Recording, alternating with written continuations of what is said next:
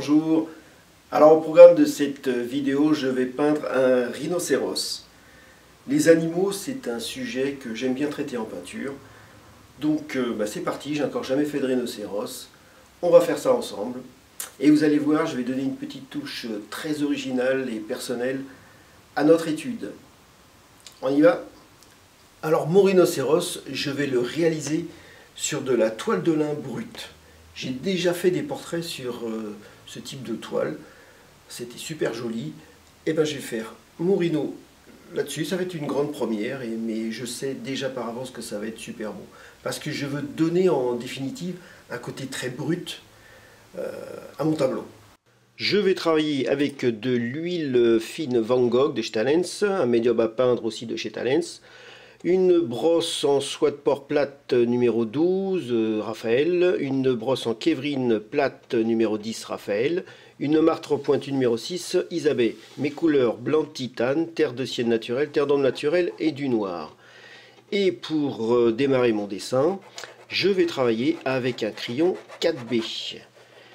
Et je commence, j'y vais, c'est parti. Je commence par placer grossièrement la masse de mon rhinocéros. Alors ce qui est important toujours quand on travaille le dessin, c'est pas tout de suite chercher le détail, mais plutôt faire un tracé d'ensemble, chercher une silhouette d'ensemble pour trouver un équilibre et une justesse au niveau des proportions. Une fois qu'on a fait ça, une fois qu'on a trouvé un bel ensemble, défini un gabarit qui nous convient, qui est harmonieux, on attaque un dessin plus précis et on affine le trait. Ce que je fais maintenant, voilà. Et petit à petit, je vais de plus en plus en détail. Je travaille de plus en plus en détail. Je suis de plus en plus précis. Alors c'est volontaire, hein, je travaille avec un 4B parce que sur une toile de lin, le crayon HB, ça se voit pas beaucoup. Et parce que aussi je veux garder, c'est ce qui va donner le côté brut après à mon étude, c'est ce trait fort que je vais conserver.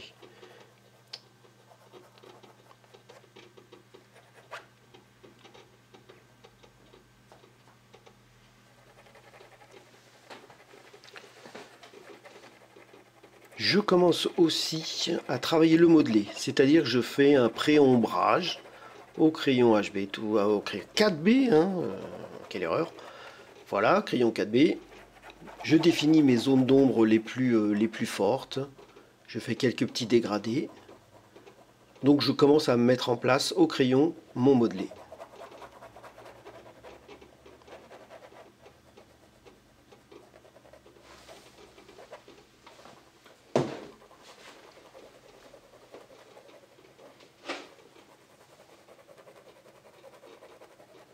Là, mon rhinocéros, rien qu'en dessin, prend déjà du volume.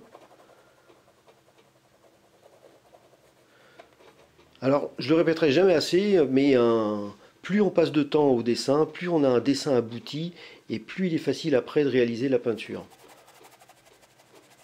Donc, mon dessin est terminé, j'attaque la peinture. Je travaille avec ma brosse en soie de porc, et avec un mélange de blanc de titane, terre de sienne naturelle, et je colorie mon petit animal en nuançant toujours mes mélanges. Tantôt avec plus de terre d'ombre naturelle, des fois je rajoute de la terre d'ombre naturelle pour griser un petit peu, salir un peu ma couleur. Pas avoir comme ça une surface uniforme et monochrome. Donc je varie les nuances et puis j'y vais. Donc là je vais peindre toute la surface de mon rhinocéros en variant les nuances justement. Là j'ai forcé sur la terre de sienne naturelle. Parce que l'objectif, c'est de patiner aussi sa couleur de peau. On y va, on y va. Alors, j'ai pas fixé mon dessin, mon crayonnage au 4B. Ce qui fait que quand je vais passer la peinture dessus, mon crayon va salir la couleur. Et c'est pas plus mal, parce que ça va patiner davantage ma couleur. On le voit ici très visiblement, hein. Ça salit considérablement ma couleur. Et c'est bien, ça donne une touche supplémentaire. C'est comme si en fait j'utilisais du noir pour salir mes mélanges.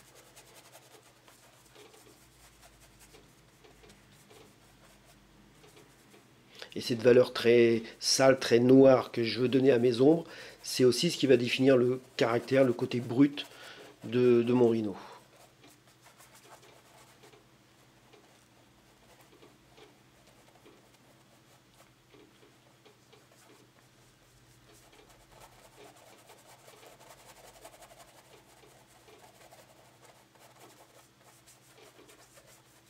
Alors pour donner aussi un petit effet de perspective, un petit effet de perspective aussi dans mon rhinocéros, je vais travailler plus précisément la gueule et moins en détail l'arrière, son arrière-train. C'est pour ça que là déjà, comme je l'ai préparé au crayon, je commence à placer des esquisses de lumière sur la gueule et puis des petites ombres. Une fois que j'ai mis en place tous mes fonds de couleurs, en terminant par les petites oreilles,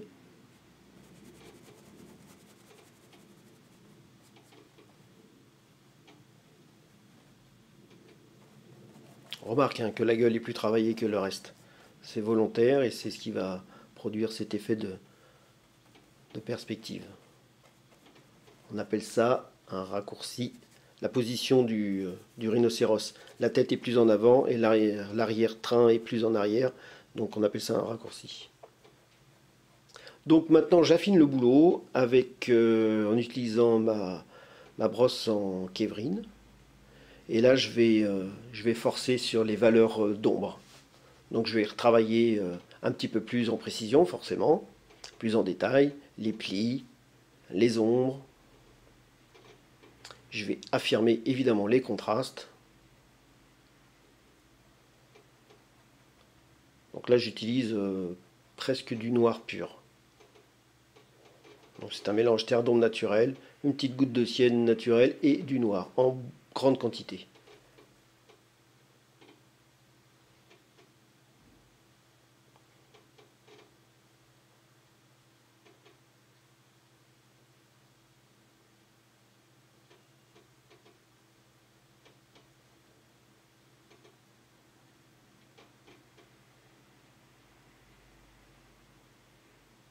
Alors les brosses en Kevrin, je l'ai déjà dit sur d'autres vidéos, mais moi je les adore, elles sont super. En travaillant avec la tranche, on arrive à faire des petits filets bien précis, et puis on peut étaler avec, on peut fondre, on peut travailler les dégradés. J'adore.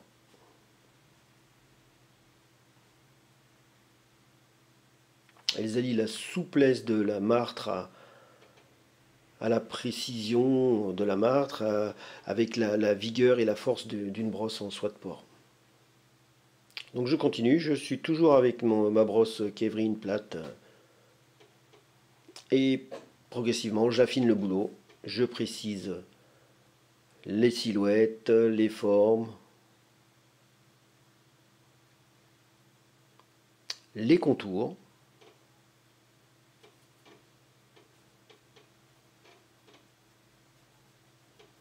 Ensuite, avec cette même brosse nettoyée, je vais placer des rayons de lumière.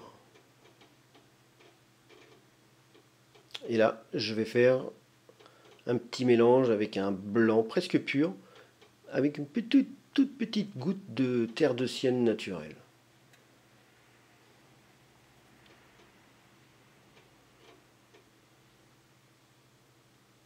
Ça va créer de très forts contrastes avec mes ombres. Donc ce qui va produire un bel effet de volume sur mon rhinocéros.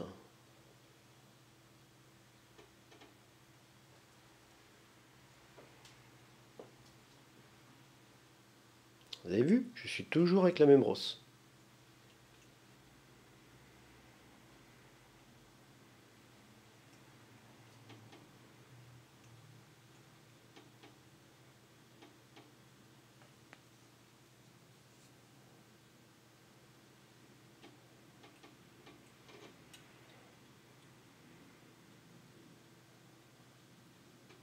Et dans toutes ces zones où j'avais travaillé plus fort en teinte, et ben, ces petits rayons de blanc presque pur prennent une puissance phénoménale. Ensuite, je vais travailler mes petites finitions, ce coup-ci à la martre pointue, pour affiner quelques détails, les rides par-ci par-là autour des yeux, des petites rides autour des cornes.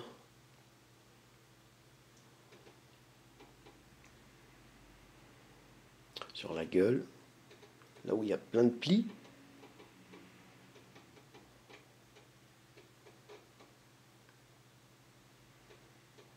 Le museau, les narines, tout ça.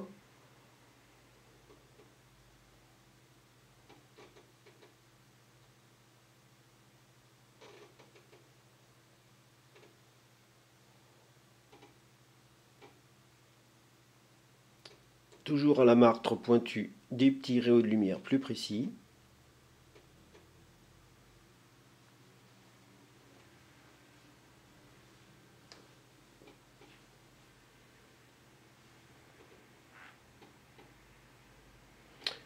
J'ajoute avec le retour de ma brosse Kevrin plate quelques touches de terre de ciel naturelle pour donner un petit peu plus de couleur.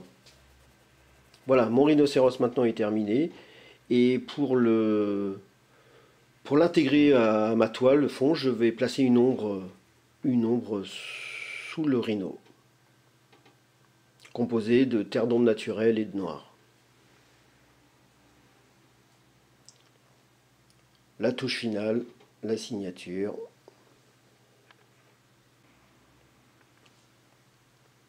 Le résultat, de beaux contrastes, belle lumière, de belles ombres, un petit effet de perspective créé par cette différence entre le premier plan, la gueule qui est plus travaillée que l'arrière-plan.